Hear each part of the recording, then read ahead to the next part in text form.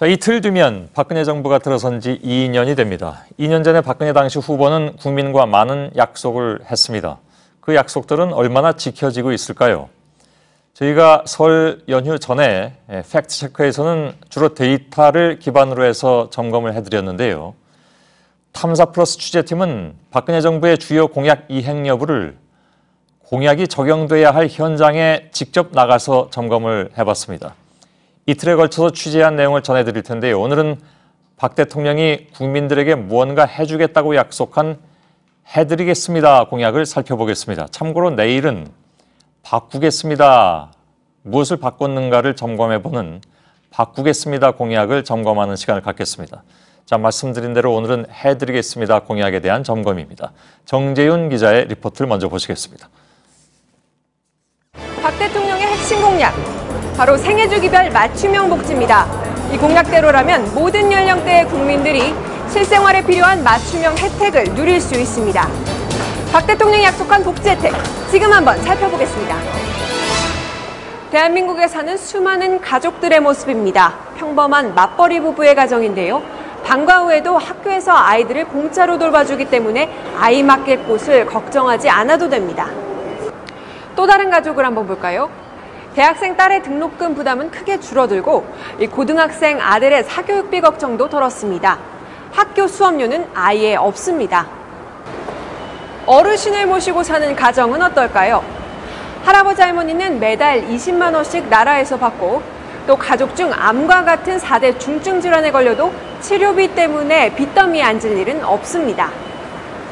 취재진은 시민 100명을 대상으로 가장 기대했던 공약이 무엇이었는지 알아봤습니다.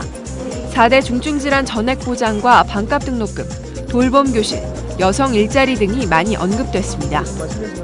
비급여를 갖다가 그렇게 비급여되는 부분을 갖다가 그렇게 커버를 해서 거기에 대해서는 100% 책임을 지겠다고. 그러면 그런 간병비, 그다음에 선택 진료비를 다 보험급여로 이렇게 전환을 하고 하는데도 1조 5천억으로 충분하다는 것입니까? 예, 제가 그것을 묻는 것입니다. 예.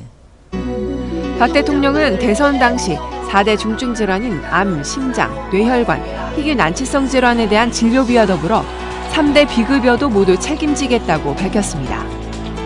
3대 비급여는 의료보험의 혜택을 받을 수 없는 간병비, 상급병 진료, 선택 진료비를 뜻합니다. 취재진은 중증 질환을 앓고 있는 환자들을 만나봤습니다. 5년째 백혈병으로 투병 생활을 하고 있는 12살 김상환 군. 기초생활수급자 가정이라서 병세가 악화돼 입원할 때마다 부담이 큽니다. 고열 등으로 인해 불가피하게 하루에 10만 원이 넘는 1, 2인실에 머물러야 할 때도 있지만 지원이 안 됩니다. 상환이가 특실비 이렇게 나올 때 거기에서 보통 한 20일 정도만 이렇게 있기도 해요.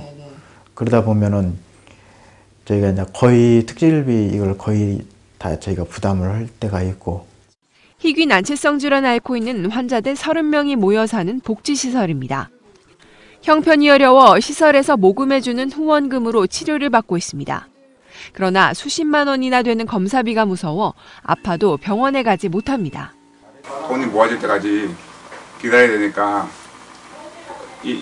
이번 날짜에 못 가고 한 달, 두 달 미뤄서 다음 달 가겠습니다. 또 다음 달 가겠습니다. 그렇게 되면 마음이 많이 불안하죠. 그렇죠. 채택 가야 되는데 못 가니까. 복지시설은 경제적으로 부담이 갈 수밖에 없습니다. 수술이나 시술할 때는 마취료나 이런 것들 다 비급여 부분으로 들어가더라고요. 그래서 보통 1인당 저희들이 보면은 한 80만 원 적어도 70만 원 정도 이렇게 발생할 수 있는 게 맞습니다. 기대 많이 했죠. 최소한 우리 아이들만이라도 이렇게 지원해 주겠지 하면서 많이 기대를 했었는데 그것도 안 되다 보니까 실망들 많이 하고. 전문가들은 애초부터 지키기 어려운 공약이었다고 지적합니다. 정권 창출 차원에서 100%를 다 해주겠다 이렇게 말한 것은 사회적 합의 절차 자체를 무시한 것 아닌가. 그래서 처음부터 좀 너무 무리가 있었다 이렇게 생각합니다. 대학생 반값 등록금을 실천하겠습니다. 국가장학금을 추가적으로 확충해서 2014년까지 반값 등록금 약속을 꼭 지키겠습니다. 반값 등록금 약속은 잘 지켜지고 있을까? 대학교 3학년 신진섭 씨. 단칸방에서 자취생활을 하고 있는 신 씨의 등록금은 연간 700만 원에 이릅니다. 어려운 가정 형편 때문에 나라에서 장학금을 받고 있긴 하지만 반값 등록금과는 거리가 멉니다. 등록금 마련을 위해 평일엔 학교 사무보조를, 주말 새벽엔 편의점 아르바이트를 합니다. 평일에도 일을 하고 주말에도 일을 하고 쉬는 날이 없다 보니까 요새 좀 많이 힘든 게 있어요. 피곤하죠. 졸기도 많이 졸아요. 일을 하면서. 4인 가족 기준 월 소득 평균액이 435만 원인 소득 6분위의 신 씨는 한 학기 등록금 346만 원 중 소득에 따라 나라에서 지급되는 장학금 60만 원과 대학별 자체 기준에 따라 지원되는 장학금 35만 원을 받고 있습니다. 대선 공약대로라면 신 씨는 한 학기에 최소 173만 원을 받았어야 합니다. 대학 오면 불효자 같아요. 힘들어요. 제가 혼자 충당을 한다고 마음 먹어도 절대 그럴 수 없는 상황이라. 박 대통령은 원래 소득 5에서 7분위까지는 등록금의 반값을 지원해주기로 약속했었습니다. 하지만 현재는 연간 평균 700만 원이 넘는 사립대 기준으론 소득 7분위의 경우엔 채 10%도 받지 못합니다.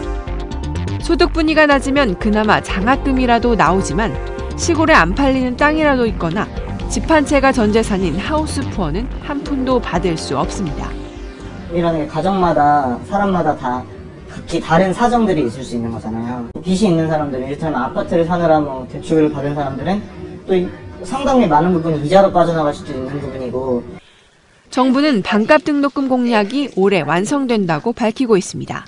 그중에 이제 절반인 7조 원을 정부가 한 4조 원, 대학이 3조 원 이렇게 마련해서 등록금 부담을 평균적으로 절반으로 줄여준다는 것입니다. 하지만 전문가들의 생각은 다릅니다.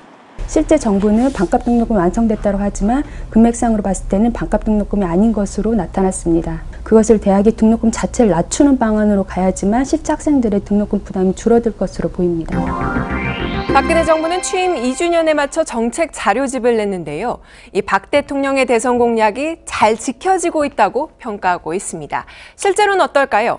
이 반값 등록금 정책과 관련해선 학비 부담을 48% 완화했다고 홍보하고 있습니다. 하지만 대선 당시 약속했던 저소득층 등록금 전액 무상과 이 중산층에 속하는 소득 분위까지의 반값 실현은 앞서 보신 것처럼 한참 못 미칩니다. 3대 비급여 제도도 대폭 개선한 걸로 돼 있는데요. 이 상급병 진료의 경우 실제 부담이 컸던 1, 2인실 등은 평가 대상에서 아예 뺐고 간병은 간호 인력으로 환자 부담을 해소했다고 밝혔지만 이런 서비스는 이 정부나 지자체 운영하는 병원에서만 적용하고 있습니다.